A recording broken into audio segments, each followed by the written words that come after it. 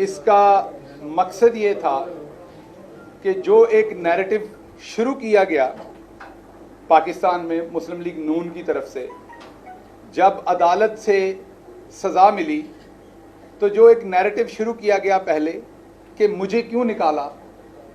और मुझे क्यों निकाला से निकल के नैरेटिव आया कि वोट को इज्जत दो, और वोट को इज्जत दो के बाद उसमें से नैरेटिव निकला कि मैं बीमार हूं,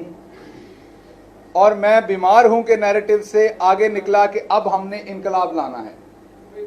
तो ये है वो क्रोनोलॉजी जिसके ऊपर मुस्लिम लीग नून या मुस्लिम लीग नाअहल जो है वो कारबंद है, कारफरमा है,